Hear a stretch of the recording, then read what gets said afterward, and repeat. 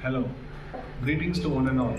I am Dr. Jay Krishna Kumar from the Department of Prosthodontics, Radha's Dental College, Chennai. And today's video demonstration is going to be on principles of surveying and designing removable partial dentures. As we all know, surveying is an important step and an essential part in the diagnosis and treatment planning of a cast partial denture. And the device used for surveying is your dental cast surveyor.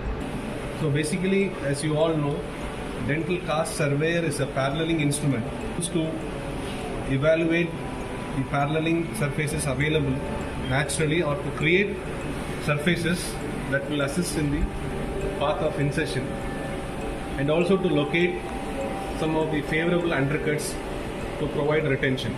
And the survey is also used to identify interferences, both soft tissue and hard tissue interferences, so which will not impede the placement of our final prosthesis. And also another important use of a surveyor is to establish and to maximize the aesthetics that can be achieved for a given case. So let us proceed with the parts of a dental cast surveyor. Basically, as I said, it is a paralleling instrument, and this is your platform, a sturdy platform, and you have a base and you have a cast holder, and this cast holder is attached to the base through means of a universal ball joint, where there is a ball joint that can be seen, and you have a lever on the side of this base where we will be able to adjust the tilt of this cast holder to the required position that we are going to place the future cast, and it provides a provision for us to position the cast in the desired tilt. And you have this is your, that was regarding the base portion of the surveyor, and this is the vertical column, and this is the horizontal arm which is split across horizontal arm, and you have a vertical surveying arm. Okay, you have a vertical column, horizontal column, and a vertical surveying arm, to which there is a chuck that is attached to the vertical surveying arm. It is a spring mounted, and where you can attach the various tools to this chuck, and this can be tightened. So with the help of a set screw, you can tighten and unscrew this tools that are to be attached to this surveying arm. Tools that are to be used with the dental cast survey, or the armamentarium that is required. So the first tool that has to be used with the surveying procedure is your analyzing rod. So analyzing rod, this is a slender rod, so which has got degrees. So basically you have 2 degrees, 4 degrees, depending on the type of work we are going to proceed. And this is the standard analyzing rod. And the second tool that will be used during the surveying procedure is your graphite marker. This is a carbon marker which is beveled at one end. So it is not a rounded or flat. So one end has to be beveled, so which will assist in scribing our survey line later in the process of surveying, and which has to be sealed to the metal sheath. You have a metal sheath so that it provides support for the carbon marker so it doesn't break. So you put the carbon marker within the sheath and then try to attach it to it. And the next instruments are your undercut gauges. So undercut gauges comes in 3 sizes. So again, it has got a long shank and and sort of a lip at the bottom of the shank.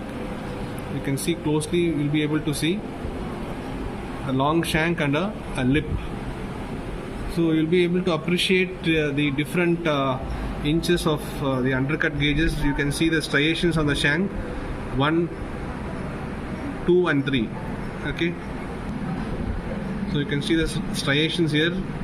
You have 1 striations, and you have 2 and 3, each corresponding to the inches of the undercut what we are going to record later. So this is 0.01 inch, this is 0.02 and 0.03 inches of undercut gauges. And apart from that, these are the main tools that is normally used. And another tool that comes along with the surveying armamentarium is your wax knife or wax trimmer. So that will also be used during our blockout procedures, just to trim the wax and contour the wax blockouts. Okay, now let's proceed with the positioning the cast and the cast surveying table and providing various tilts. Okay, now I have a cast here which is placed. I'm going to place it on a surveying table, and basically we are supposed to place the cast which is horizontal to the bench top. So this is the what is known as the tilt, horizontal tilt, or a 0 degree tilt, or a neutral position. Now this is the position in which we are going to survey and later design the cast. Okay, and if at all we need to change the tilt, it should not go beyond 10 degrees. Now, within 10 degrees, that is the maximum permissible limit. So not beyond 10 degrees, because if we go beyond 10, then it will be difficult for the patient to practically get the processes in and out of the mouth. So it will be very difficult. So the path of insertion and removal will be very difficult for the patient. So always bear it in mind. The neutral position should be affixed to the cast table, and from which we will have to survey.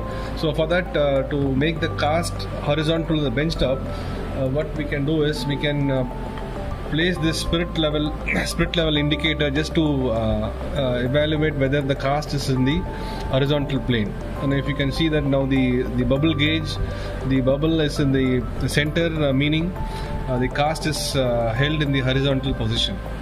Okay. Otherwise, or else you can just put a sheet of wax and then check whether it is flat on either side. So that is one way of assessing our cast position on the surveying table. And there are various tilts where we can change the position of the cast. And well, if you can see here, this is the area where we are supposed to place the cast. So these two prongs here and one in the center and anterior, which will support the cast once it is placed. Now these two prongs here at the rear end and one in the front. Okay, so this is a spring mounted where it is firmly held in the cast table. Okay, now this is a horizontal tilt. So when we want to give an anterior tilt, what we are supposed to do is slightly adjust the lever here on the side of the base and try to lower the anterior position of the cast and then tighten it. So now this becomes an anterior tilt. So likewise, if you want to provide a posterior tilt, unscrew the lever and then try to lower the posterior heel of the cast, then this position is known as a posterior tilt. So likewise, we also can do lateral tilt, right lateral, and this is your right lateral and this is your left lateral. Whichever tilt we want to provide, we can do it easily. But for all practical purpose, the neutral tilt or the neutral position has to be maintained. That is our 0 degree tilt.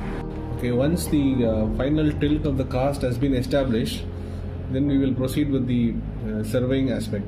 Now the first tool to be used in the surveying is your analyzing rod. So the use of the analyzing rod is to locate the proximal surfaces, to evaluate for the guide planes, and also to locate for the retentive undercuts. So now this situation here, the cast here is a Kennedy's class 3 with a modification space, that is modified class 3 situation here. So, and it's a bounded saddle. So we'll check for the guide planes on the distal of this premolar and the mesial of this second molar. Likewise, we will do it on the other side. So almost the surfaces are seems to be parallel, almost parallel.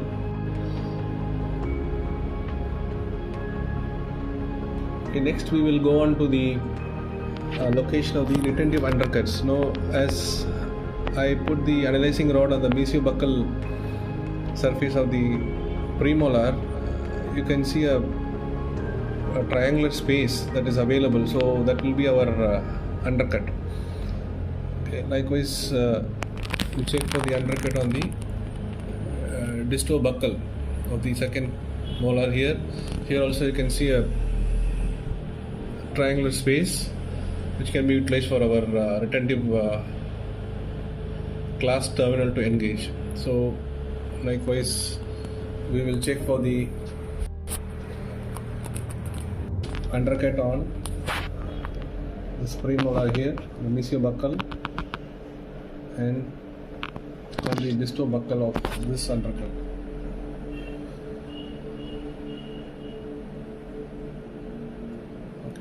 So likewise you check for any soft tissue undercuts here, any bulbosity of the ridges, wherein if you are planning to design an eye bar, if the contour of the ridge is very bulbous, then it will be difficult for us to place a bar clasp, the approach arm of the bar clasp.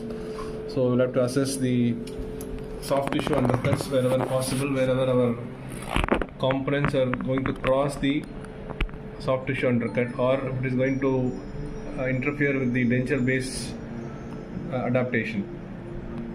So there is a mild soft tissue undercut because of the bulbous alveolar ridge. Guide planes are surfaces that are usually located on the proximal surfaces and also on the axial, mostly on the palatal surfaces.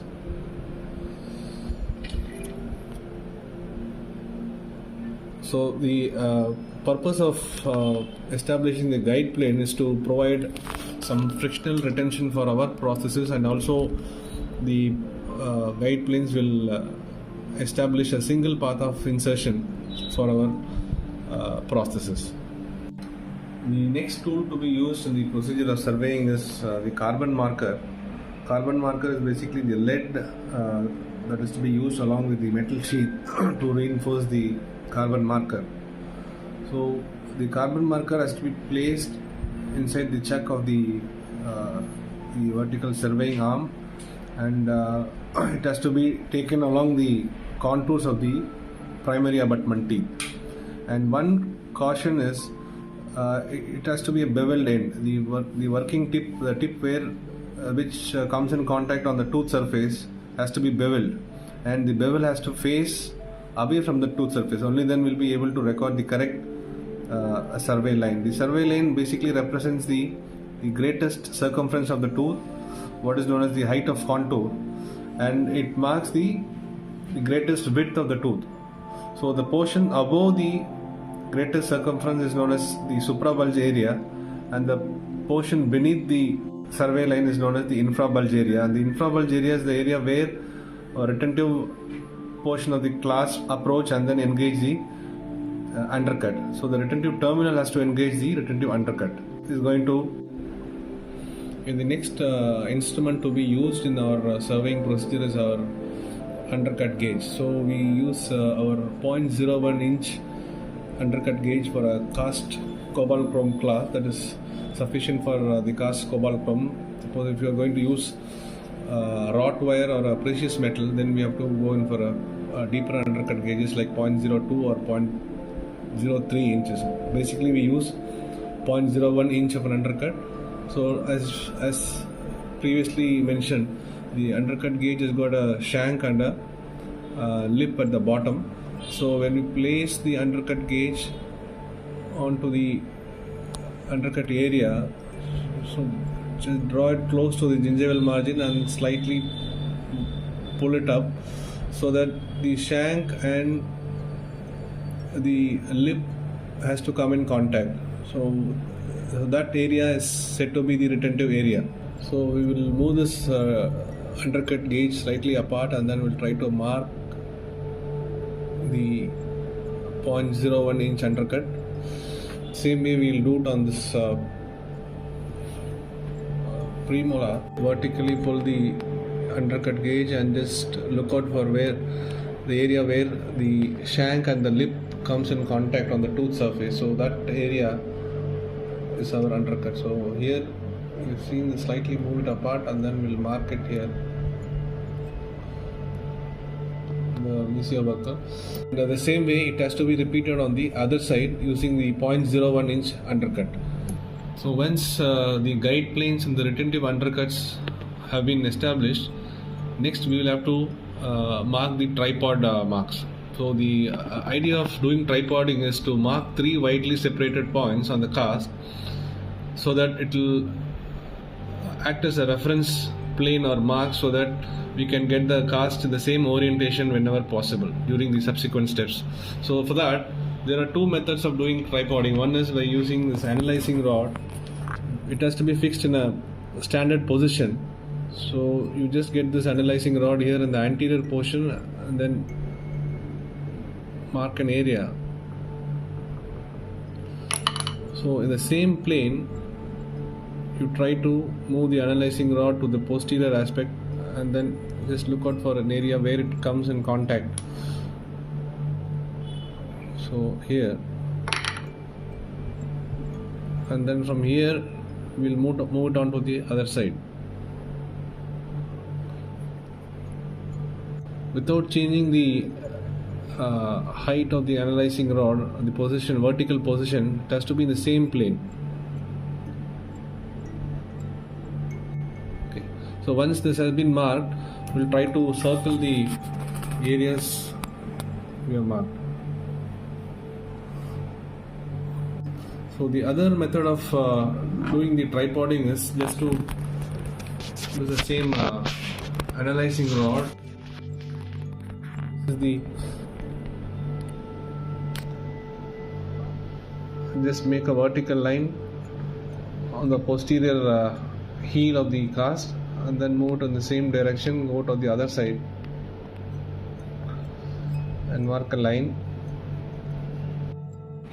Okay, now let us proceed with the designing Kennedy's class 1 situation. This is a mandibular Kennedy's class 1 situation with a free end saddle. Okay, now it is basically both tissue and tooth supported partial denture. Now this process will derive support.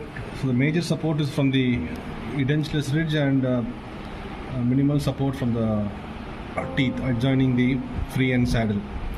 So before proceeding with the designing aspect, there's a universal color coding that has to be followed.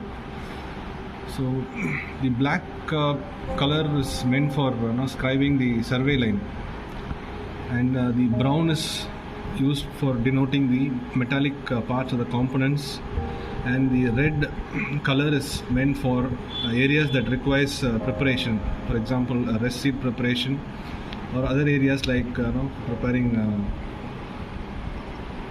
guide planes. And of course this blue color is meant for outlining your acrylic denture base. These are the basic colors that are supposed to be used during our designing procedure. So this is Kennedy's class 1 situation. So first, so there's a sequence that is supposed to be followed. Now the first thing we are supposed to do is outlining the saddle area. So now the saddle is the posterior free end saddle. So we will outline the saddle area because this is a long span posterior free end saddle. So we will mark, and next is the primary abutments. The primary abutments are the teeth that is present adjoining the saddle. So now here the second premolar and the first premolar are considered to be the primary abutment. These are the teeth which will be clasped. Okay, so here then we'll have to mark the guide plane. Okay, so we will mark the guide plane area. Similarly here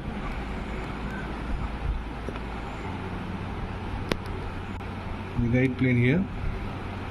So actually the guide plane has to come from here, the proximal surface. So here in this case we have 2 guide planes, so we will mark it as GP1 guide plane 1 and guide plane 2. So first is our outlining the saddle area, and second is the support elements. So as mentioned earlier, this case derives support primarily from the tissue and secondarily from the teeth. So the tissue and teeth are going to provide support for this case. So the support from the teeth is our occlusal rest, and this is a class 1 situation. So we will follow the RPA system for clasping. So here, so we will have a mesio-occlusal rest. Similarly, you have a mesio-occlusal rest.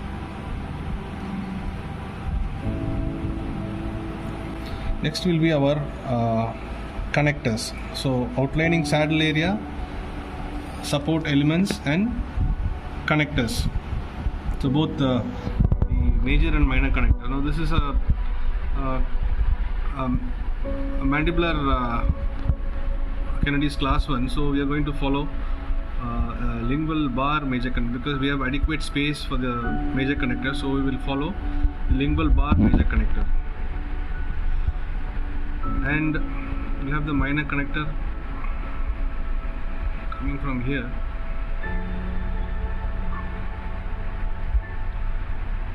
Now,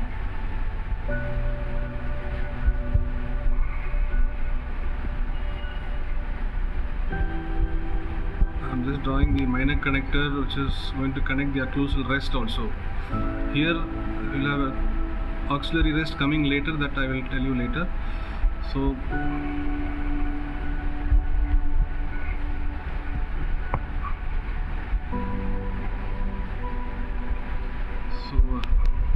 the superior border of the major lingual bar has to be at least 4 mm from the gingival margin. The superior border has to be 3 to 4 mm from the gingival margin.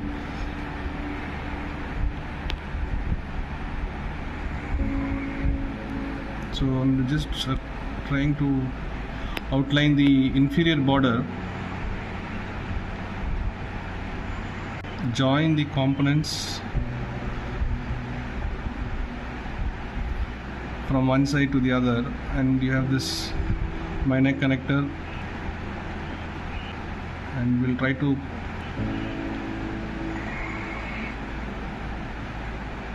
so it has to go into the embrasure space here, the minor connector. So now this is the actually it has to come close to this, and you have this this is your lingual bar major connector, and this will be your proximal plate. Similarly here, and the minor connector for the denture base will be an open lattice.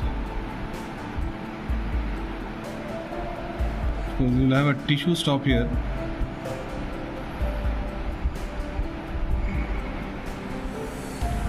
So now the tissue stops will help us during the processing of the acrylic resin. So it doesn't allow the process to sink into the plaster. So it provides a positive stop during our packing of acrylic resin.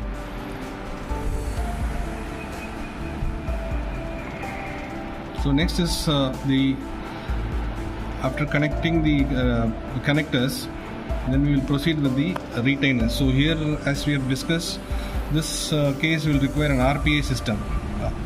RPA system, all of us know, mesio-occlusal rest, proximal plate, and an I-bar. Okay.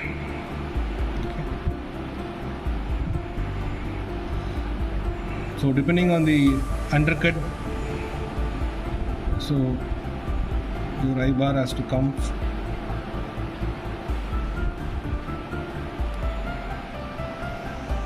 So it will engage a mid-buccal or slightly distal buccal undercut. If the undercut is present close to the mesio-buccal, then we will be using a wrought wire. Okay, wrought wire and a cast reciprocal arm and a wrought wire retentive arm. the undercut is available on the mesiobuccal area. So likewise, we will engage this mid-buccal. This is a I-bar.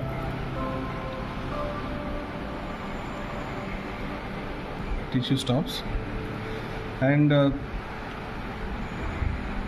then we'll have to proceed with the indirect retainer. Now we have done the direct retention, that is our RPI system. Okay, so next is our indirect retainer. Now indirect retainer, we'll have to locate the principal fulcrum line, which is an imaginary line passing through the distal most rest. So this rests on the premolar. So when we pass a line, imaginary line, so that is considered as a fulcrum line. So perpendicular and farthest from the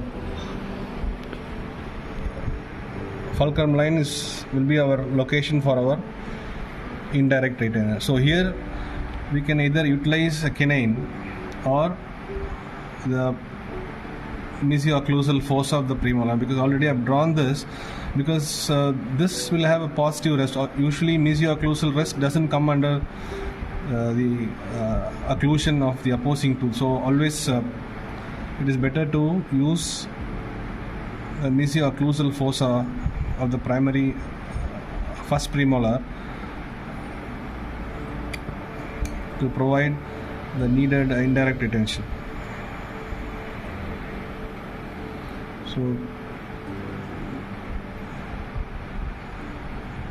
So lingual bar, major connector, and of course so next will be our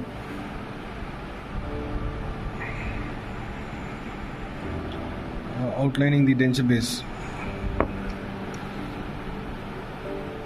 So it has to almost cover the retromolar pad.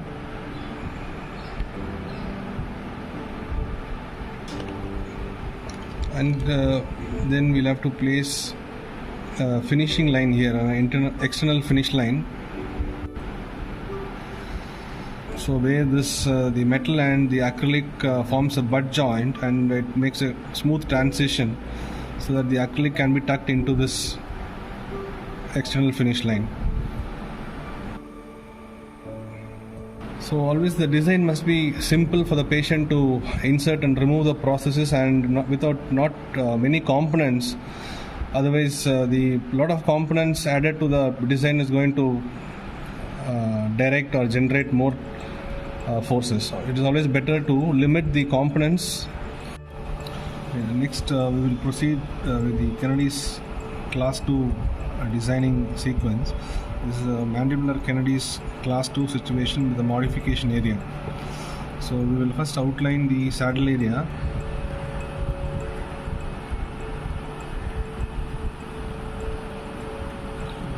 So one is a free end saddle, unilateral free end saddle. The modification area is a bounded saddle.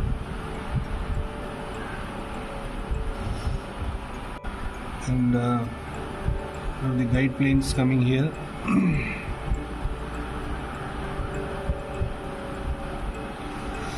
So here we have 3 guide planes.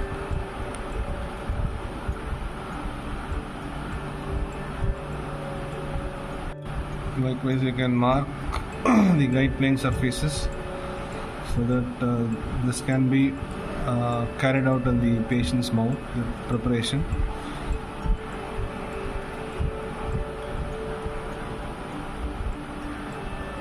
So next is our supporting elements. So again, this is a free end saddle on this side, so we'll go for a RPI system. So wherein we have this mesial rest, we have the proximal plate here, and later we will draw a gingivally approaching I-bar clasp. So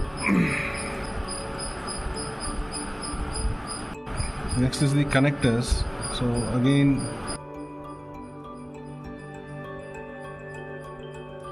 since we have enough space, we will utilize the lingual bar major connector.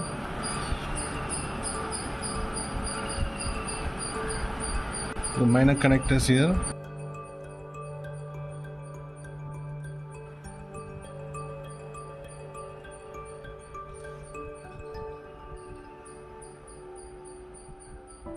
This is a lingual bar major connector. Suppose we anticipate more indirect retention, we can as well as plate this remaining anterior teeth, so it will become a lingual plate.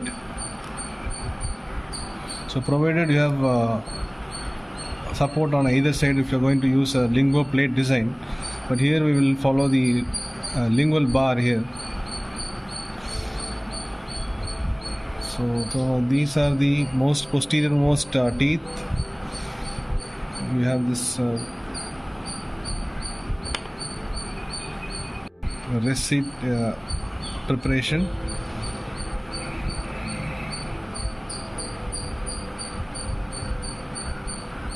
Canine rest preparation also, extension.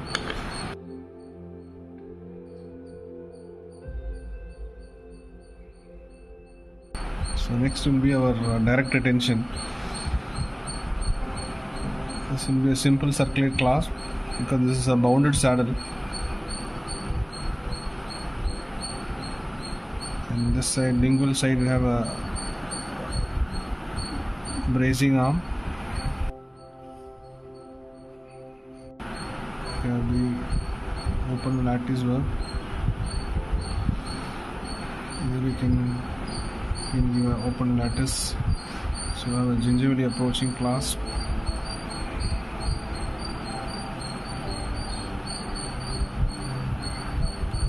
Mid buckle. Tissue stop also can be given, and a gingerly approaching clasp for the canine as well.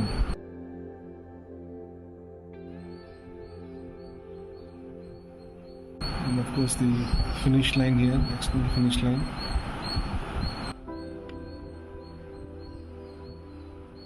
And the acrylic denture base extending to the retromolar pad.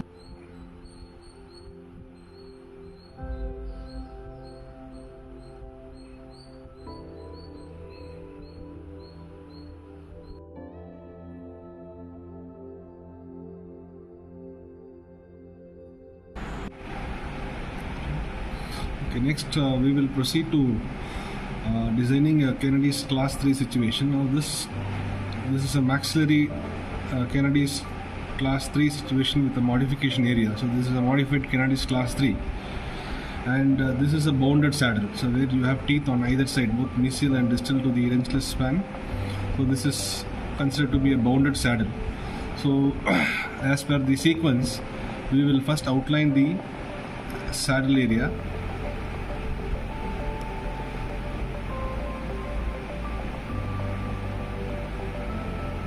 So similarly on this side we will outline the saddle area, and we have the guide planes on all the proximal surfaces close to the saddle. So wherever you have the primary abutments adjoining the saddle area, will have a guide plane. Sometimes guide planes are naturally available, or else we'll have to slightly parallel the surfaces. So the guide plane.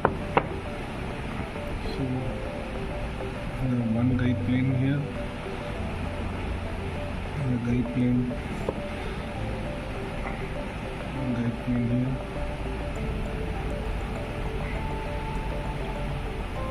and a guide plane here. So we have 4 guide planes for this case. So same way we will mark it as GP1, GP2. We have guide plane here, GP3 and GP4. So once you follow this systematic sequencing, this will be helpful for anybody like for our dental technician who is going to work on this cars. So you write a work authorization form. So you try to draw the diagram and then mention the components. So GP 1, 2, 3 and 4. So we have outlined the saddle area with the guide planes, and next we will proceed to the rest seat preparation. So this is a rest seat here on the disto-occlusal fossa of the premolar. Similarly, have a rest seat preparation on the mesio-occlusal fossa of the molar.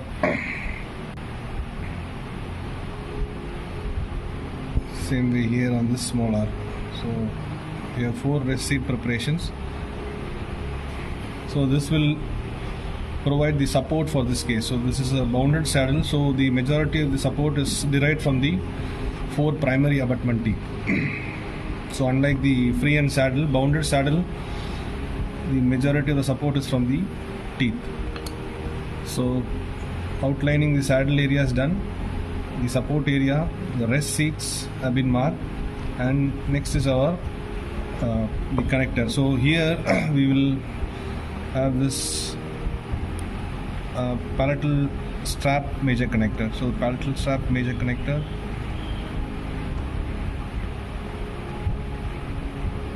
so this will have a contact from the proximal plate, same way.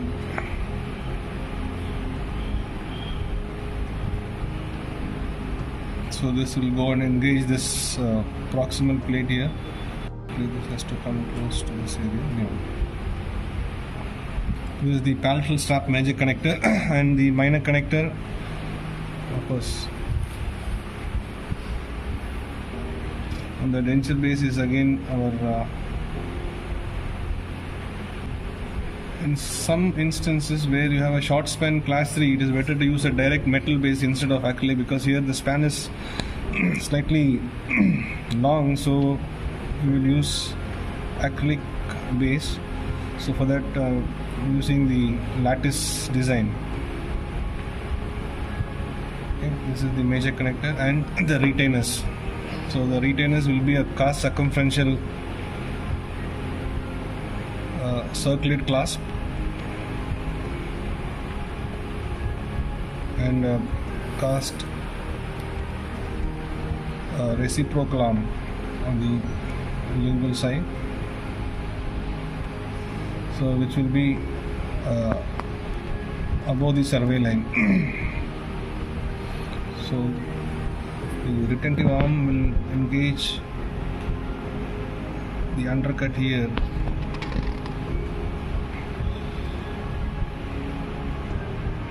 Same way, this molar clasping will engage a distobuccal undercut, and reciprocal arm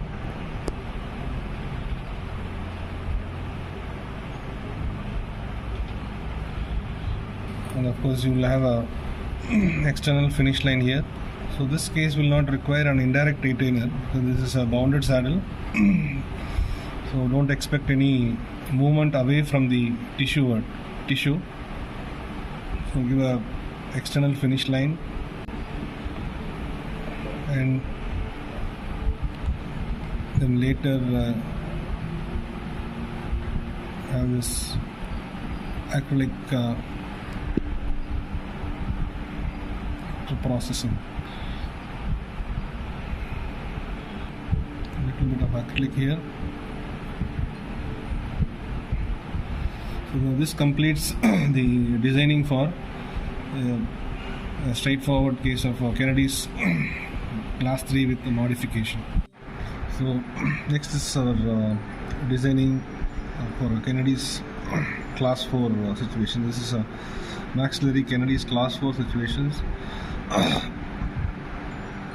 So as we did for the other cases, we will outline the saddle area here. The saddle area, and the guide planes will be on this mesial of this canine, and this mesial of this premolar. And next will be our connector. So the support for this case again is from the teeth, and from some part is from the tissue. So Here we'll have a double acres clasp, an embrasure clasp. So the acres clasp, we'll first mark the acres clasp, the retentive portion of the acres clasp. So similarly, and the reciprocal arm.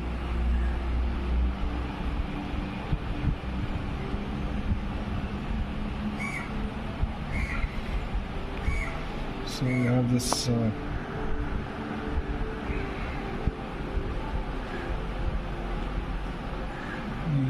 the reciprocal arm.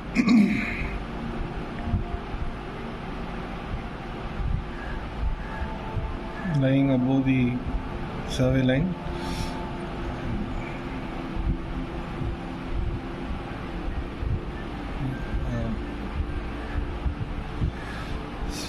The acres clasp.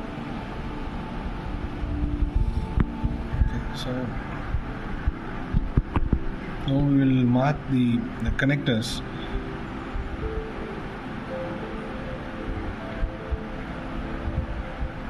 And you know the border of the major connector should be at least 6 to 8 mm from the free gingival margin here.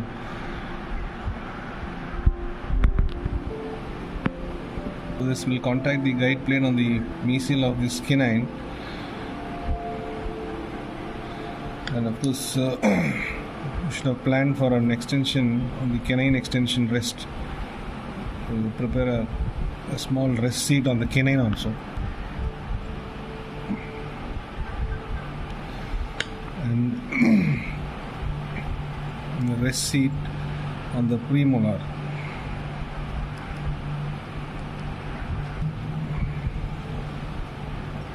So the major connector for this case will be a anteroposterior palatal strap. Anteroposterior palatal strap with again a lattice type of framework, and the retainers. Now we have marked the acres here, and so canine will have an eye bar coming out from this frame. If the soft tissue undercut is very severe, when we are not able to place a eye bar clasp, we can place a rot retentive element if the eye bar is not to be placed. So this is an anteroposterior palatal strap.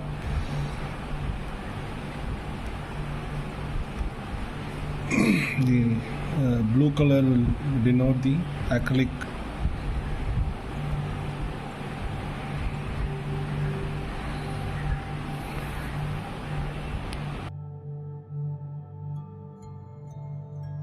And I take this opportunity to thank Dr. Qasim and other faculties of Sri Ramachandra Institute of Higher Education and Research and Department of Orthodontics in organizing this rapid review program for the benefit of postgraduates.